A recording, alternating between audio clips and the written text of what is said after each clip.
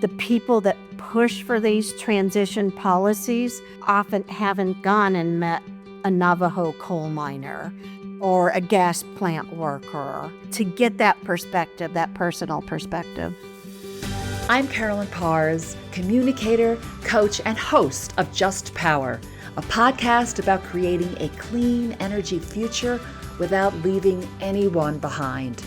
Join me as we explore the technologies, policies, and human stories that can make clean energy not just sustainable for our planet, but accessible for everyone. What really happens behind the closed doors of America's utility companies? Welcome to Just Power. Hi, I'm Carolyn Pars, and this episode is a juicy one.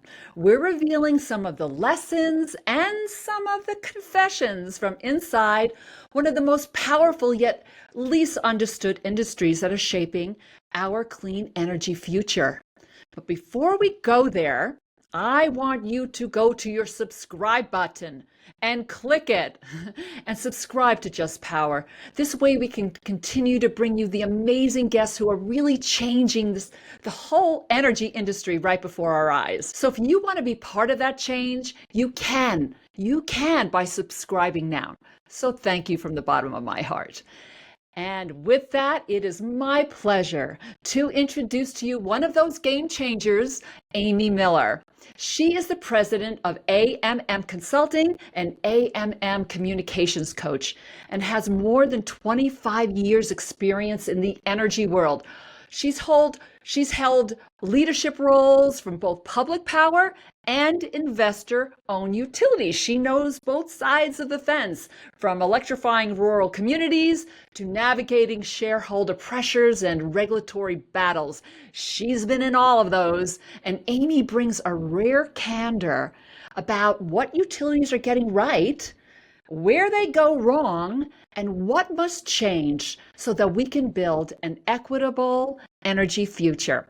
And I just want to say before I bring her on that in full transparency, I worked closely with Amy as a consultant for many years. So today we're going to pull back the curtain a bit and talk about inside the utility. Are you ready?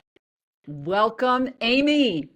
Great, thank you. It's wonderful to be with you online, Carolyn. I know, so it warms my heart that we're here together and talking about really an industry we know and love, right? And you've spent so many years in it. So such a wide range of experiences you've had in the utilities. And you work with both public power, you worked in investor-owned utilities. Can you take us back to how it all started for you? Like, what drew you into the energy world in the first place?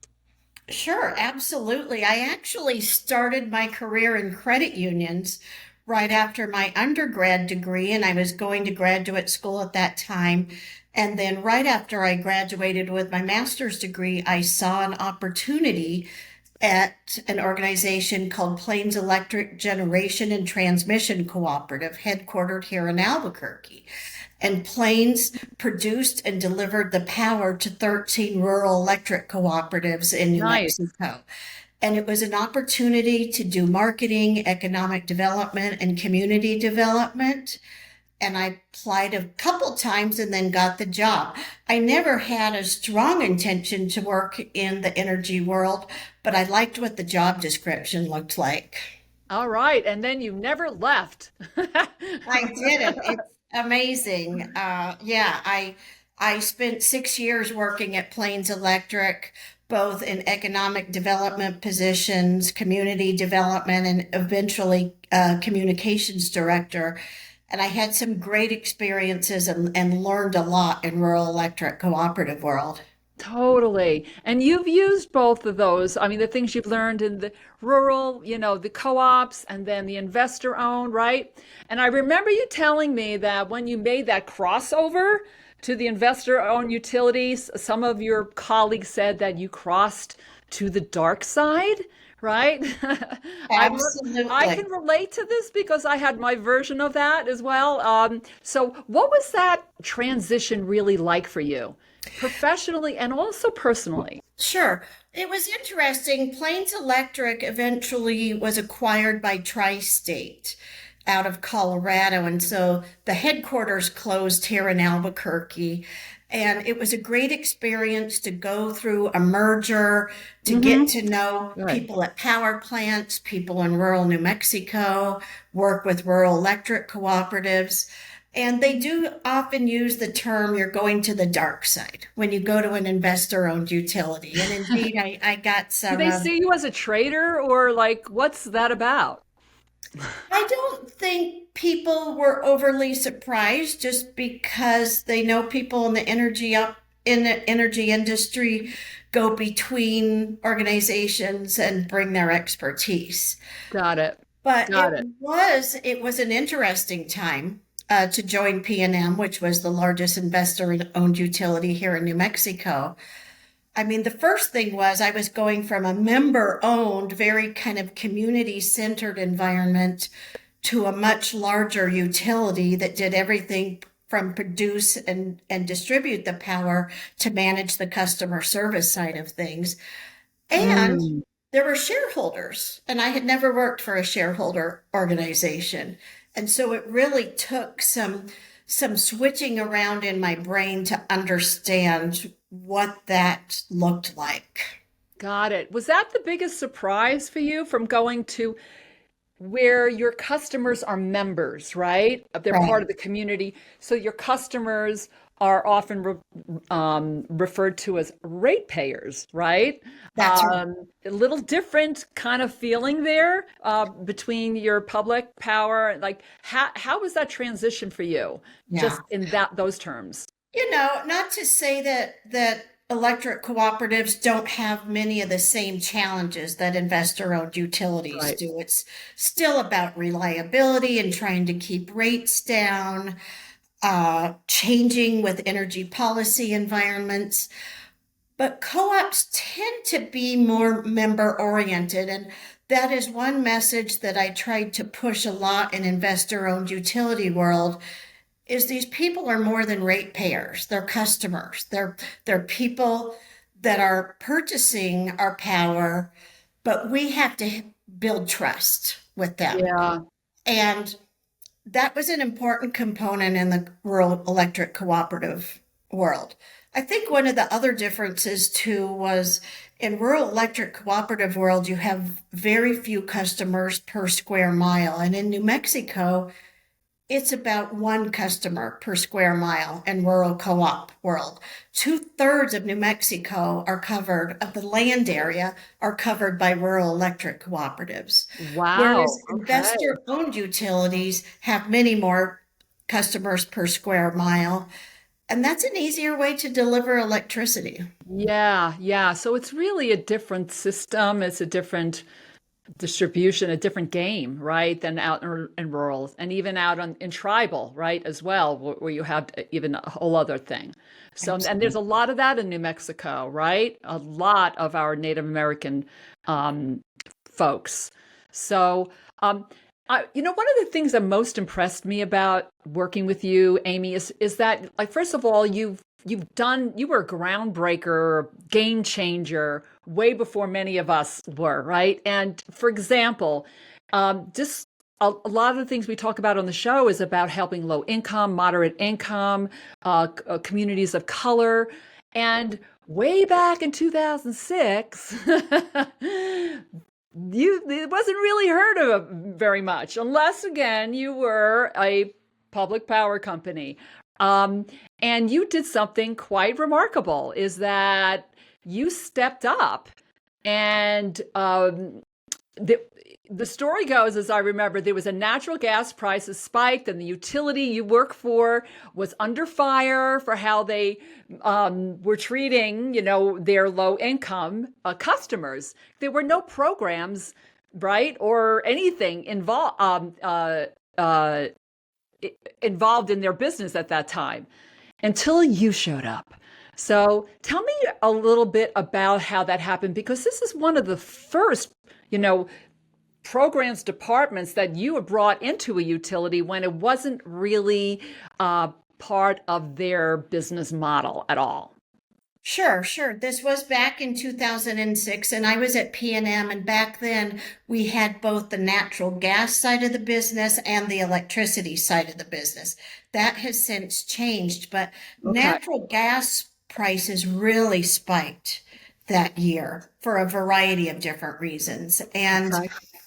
some advocates were really pushing on utilities to agree to certain things like low income rates and uh, heating season moratorium, different policy things. And it was just the relationship was like this between the utility and the advocates. And though we did have an assistance fund in place, we really hadn't taken the low income customer commitment and perspective to the next step.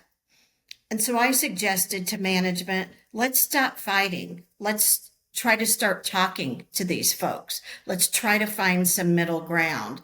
And I was able to pull a Hmm. team together with the approval of senior management. And we worked on a plan that just had a variety of suggestions in different areas. What came out of that was hiring a full-time low-income customer manager, having special events to help low-income customers, eventually low-income customer energy efficiency tailored Hmm. programs, just a variety of different tools, and just to look at it as a little different, that the utility could be a helper.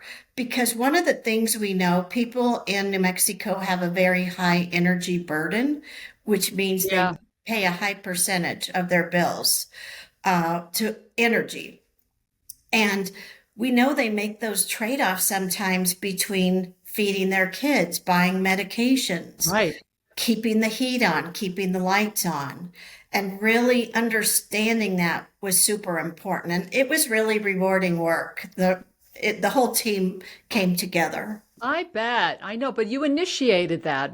Did you get any kind of resistance at first internally when you proposed that?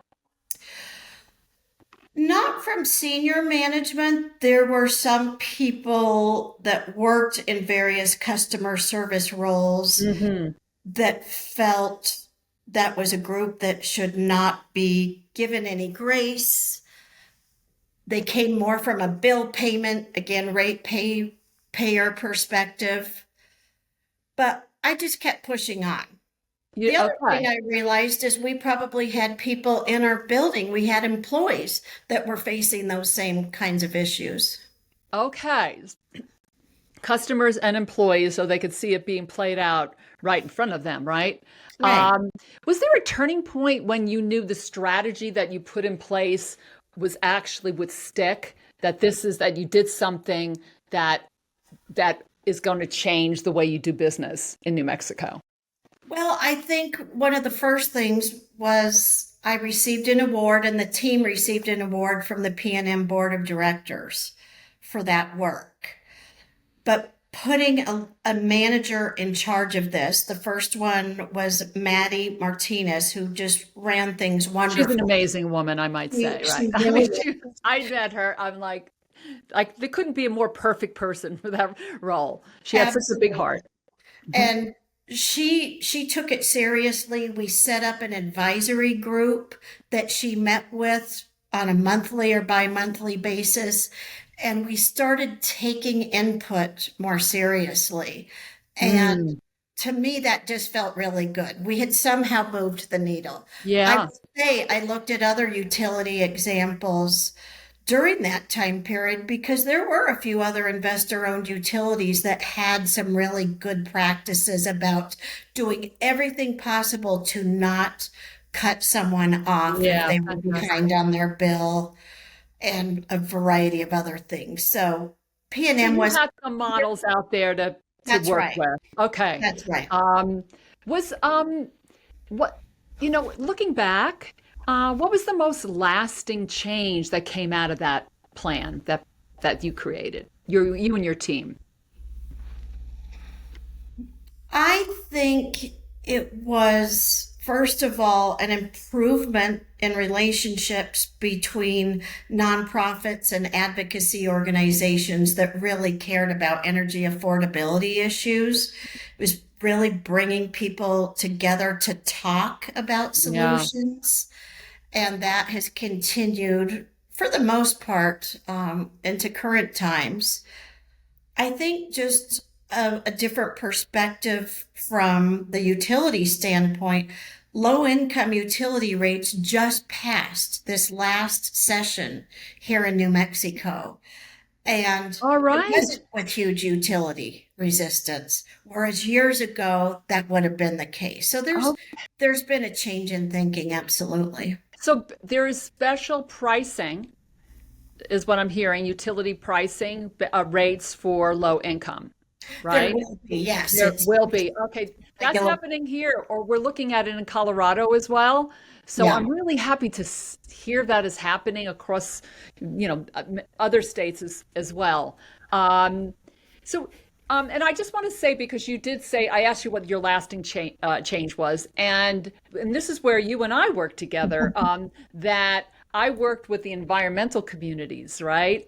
And helping bring the utility and the environmental communities that sometimes could be interveners, sometimes could, fight the rate cases and other things to actually create dialogue, right? Not when you need something done, but in the in between times. And that requires a lot of attention, a lot of relation building. It's like the softer side, right? So I think even going forward in our energy transition, that's going to be needed even more in the world of AI, in the world of smart meters, where we're digitalized. What do you think about that? Absolutely. When I first came to PNM, we were putting up our first renewable project, which was the third largest wind project in the United States, if Wow. not the world. How long ago was that? That was 2003. Okay. And All right. New Mexico. it's really exciting. And it was going out to rural New Mexico, a community called House, New Mexico, and seeing people embrace wind turbines on their land. And that was a good leadership step. That was before there were any renewable requirements, anything in place like that. Then the CEO of PNM became more engaged on the climate change kind of leadership part of the industry. And he was one of the first CEOs that said, climate change exists and it's a problem. We need to address it. Early So days. That's global warming days, right? When you, absolutely. Then in my yeah. work in governmental affairs, community affairs, at one point I ran energy efficiency programs. And at one point Sustainability. I met you as the director of sustainability at the time, and right. then local government. So, and So, communications. I mean, what so haven't, what role haven't you had? I had a lot of interaction with non-governmental organizations that were engaged in energy and environmental work. And I tried hard to build those relationships. I still know many of those people, but I tried to bring their perspective into the company. Did we always agree? Absolutely not. We don't Yeah. always agree right now in my consulting area, but I work with those folks all the time. Western Resource Advocate, SWEEP, Sierra Club, a variety of different organizations that are really key to getting good energy policy going here in New Mexico. Right on, right on. I've worked with some of them myself. So you're talking about different perspectives, right? So, what can investor-owned utilities, right, learn from co-ops, right? That some of those practices that might help them maybe do a better job. You said building more trust, working with communities. What do you think? Well, I think when you're in rural electric cooperative world, say you have an office in Socorro, New Mexico, people come in and pay their bills and you know who they are. You know their family Mm. members. You've known them for years. That doesn't really happen at the investor owned utility level. And what I saw were co-ops would take an extra effort to work with someone personally because they had those relationships in Yeah. the community. And so I think that was really important.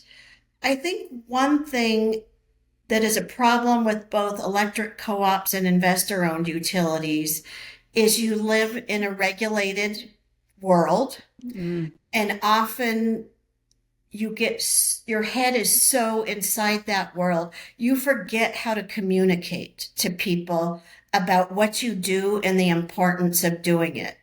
Not everybody walks around talking about generation, transmission, Unless distribution. you're an engineer, right? So, Right.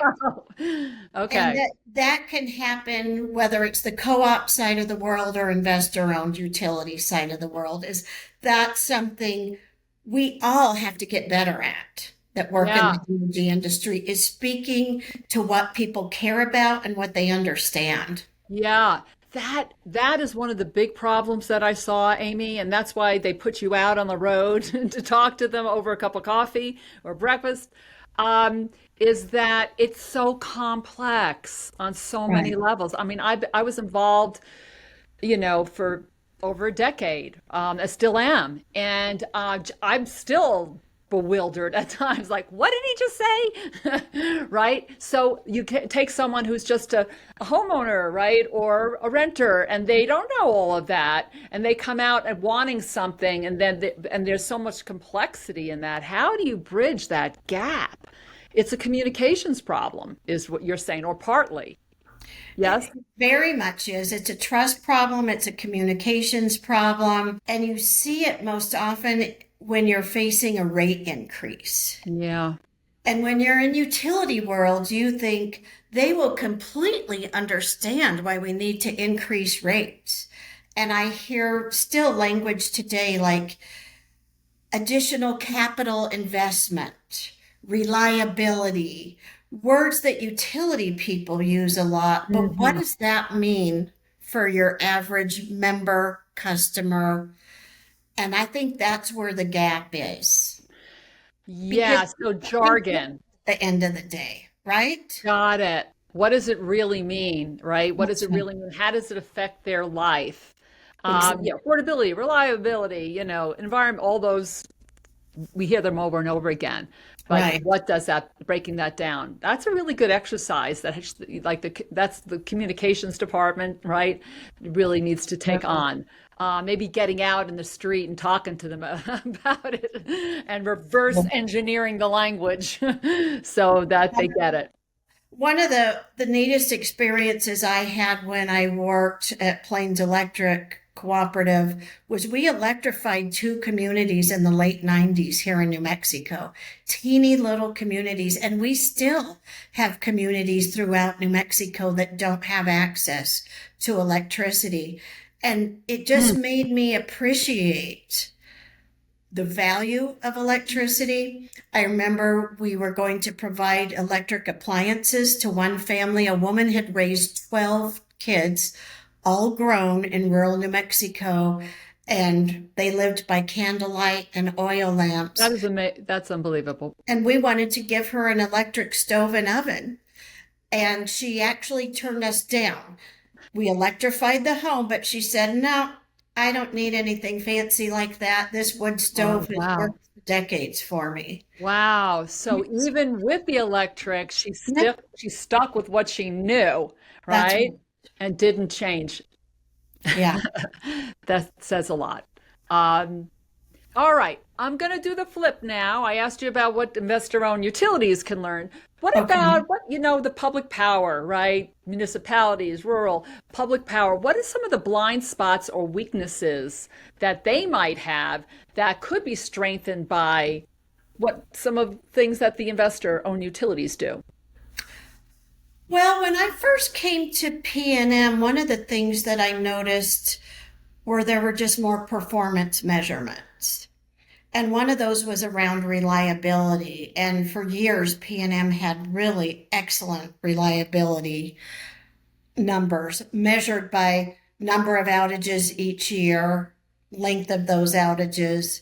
And Okay. that wasn't something I had ever been exposed to in rural electric cooperative world.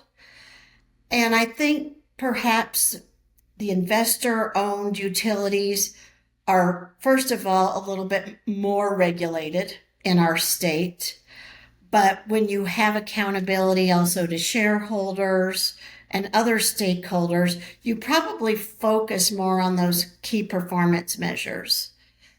That said, there were some amazing things going on in electric co-op world when I first started that investor owned utilities thought they had started, but co-ops had been doing it for a long time. One of the things Uh-huh. was energy efficiency and demand side management programs. They did those on their own when there Mm. wasn't any regulation in place. Investor owned utilities did that after a law passed. Ah, So right. there's leadership in both industries in kind of unique areas. Yeah. Yeah. I would think, when you're out in a rural situation or that, efficiency is very important, right? Because you have that ease of all the services that a investor-owned utility would give you, right? So you're Right. really thinking through this and just not turning the lights on or insulating the home better can make a huge difference. So Absolutely. that's really interesting. All right. So in my years of working with utilities, equity and trust just feels like they're tough spots, right? Especially I think for investor owned, right? And as that relates to our energy transition and the just transitions, we talk about just transitions that you've witnessed firsthand how clean energy transitions that we all want to have clean energy can actually negatively affect communities, sometimes even devastate the communities when it's done poorly, right? Can you share, are there any stories about, your experience through that might still weigh on you or ideas that came out of that could help going forward? Sure. One of the great opportunities I had over the years was to go to different power plants. And at Plains Electric, that meant a coal-fired power plant outside of Grants, New Mexico. Of course, P&M had the very large San Juan generating station and solar and wind and gas plants. And I got to know the people that worked there and worked closely with them and really respected their work ethic and what they did. And mostly those folks are in rural communities. And ironically, I ended up working on the Energy Transition Act the year it passed in 2018. And I'm all for transitioning to cleaner sources of energy, but I am super sensitive to people and their jobs. Yeah, And in the Farmington area, miners lost their jobs, power plant people lost their jobs, and those were good paying jobs with benefits. Same thing happened with Plains Electric's coal plant, which ended up being acquired by Tri-State. Those jobs were lost. And so I'm really sensitive mm-hmm. to people that say we need to stop doing this tomorrow and start doing this because you are impacting people's lives. And many of those workers come from multi-generational families that work in those industries. Totally, like 5 generations that I've worked at the coal plant, right? And we Absolutely. know that, coal pollutes. However, jobs aren't the same in clean energy, That's right. right? After It's the a solar transition. array is up, then there's, just a few people working on some computers, right? Or Right. what, depending on how big it is. Even with these data centers that are happening right now, right? They'll come in with, and create this massive, what I've heard, 1.2 gigawatt, um, four, with four walls, right? All happening there. And then after it's built, you know, 9/10 of the people that are there leave. That's right. Really, in clean energy, the jobs are much more in construction or back office work. And not to say those jobs aren't important. We are really expanding in that area, especially here in New Mexico, in job creation in those areas. But once again, I always just wanted to be sensitive to people who could or did lose their jobs in these energy transitions because I often don't think we think through them enough. And I think the people that push for these transition policies often haven't gone and met a Navajo coal miner Yeah. or a gas plant worker Hmm. to get that perspective, that personal perspective. Totally. So you're touching on this community engagement, right? And often the folks at the utilities that are creating the substation or the power plant are, don't have any connection to the communities that they're serving. So that's where the liaison happens inside the utility. So um, you know, what I've heard is that too often that whole community engagement can be perceived as a check the box thing. Oh, we'll do a town hall with maybe one listening circle and then we're done, right? We're good. Um, you know, can you give me like what in your all the years you've been involved, what is the most authentic example of community engagement or connection that you've seen? Ooh, that's a good question. I think the problem with any industry, including the utility industry, is often we would have the answer already in our minds and then go and do the engagement. Yeah, that's And whether it comes to building infrastructure, changes in metering, closing down customer offices, just all the variety of things, the decisions that are made in energy world. I think that is changing a little bit. I think the low income work that was done years ago was a good example of that, of starting to listen to customers, listen to organizations that served those customers, really listening and making changes based on those. Energy efficiency is another area where we had a working group that met, I believe, once a quarter with a bunch of external stakeholders who really brought guidance and advice and perspective on where we needed to be moving with our energy efficiency programs. So there are some good examples of that going on. Again, I think utilities can be your kind of private industry, your kind of private government in some ways. And so you move a little bit more slowly, you're a little bit more bureaucratic, and you can be resistant to change. yeah, yeah. Yes. Yes, yes, and more yeses. I've seen all of that. Um, wow. I want to ask you as we start to close today, right? If you were writing the final chapter, I know you're writing a book. So stay tuned for that. We'll have her back on when that's out. On in the final I'm calling it confessions, right? The final confessions chapter for the next generation of energy leaders that are out there right now. What's that one hard truth you'd want them to hear? I think what I would say, and I do deal with some younger professionals that are entering this space lately, is this is really complex. This is not, there aren't black and white answers, Hmm. and things don't happen overnight. And incremental change can be important. Change is important, but sometimes it can't be done overnight. And I think just based on my experience, is you have to keep learning. You have to understand the policy. You have to understand the technology. You really need to understand the workforce dynamics, everything that goes behind when somebody goes and flips a switch on and their lights come on. It's complex. It's Yeah. really complex. increased dialogue, listening, working together, moving things forward is just so important in the energy environment. Yeah, I keep on harping on the whole human side to energy, how important that is, right? And it's going to be even more important, like I said, with the digitalization and electrification and our data centers and all, where it's all going online, right?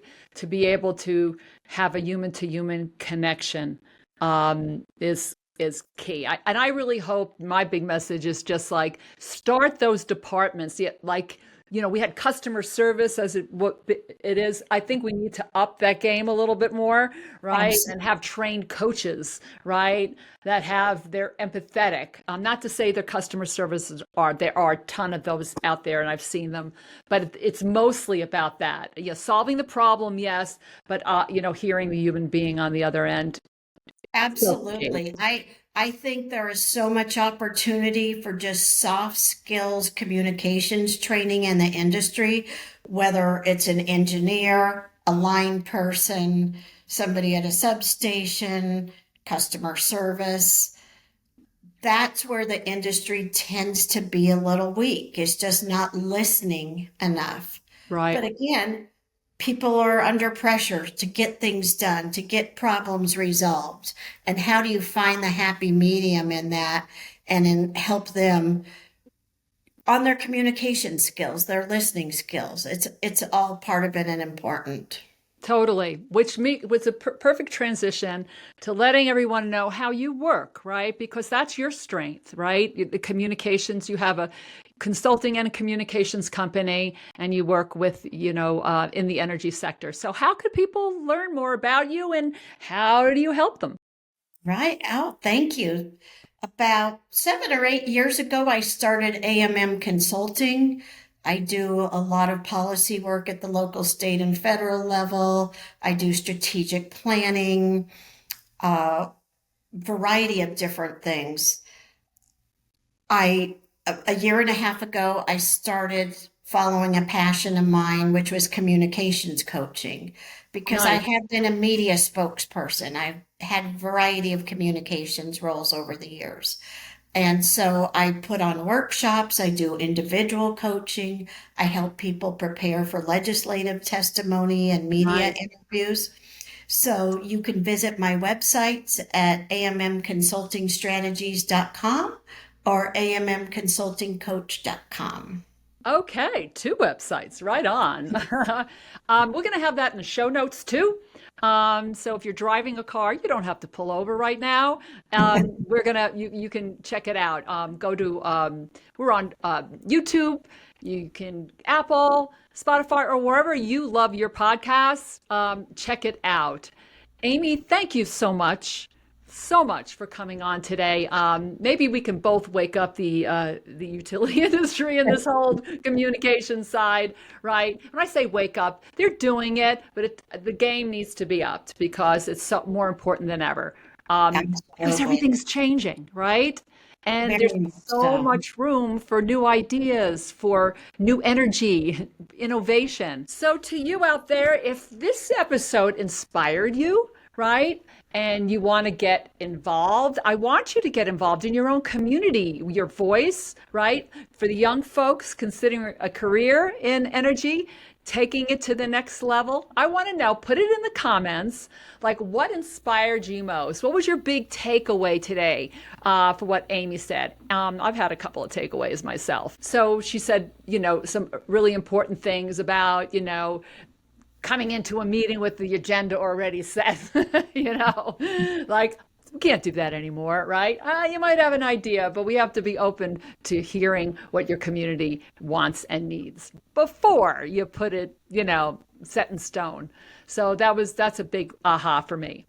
So I want to ask you once again, please subscribe, right? That's one small act you can do. Subscribe to Just Power. It would mean the world to us. It's like saying yes. Yeah, yes, we want that change, right?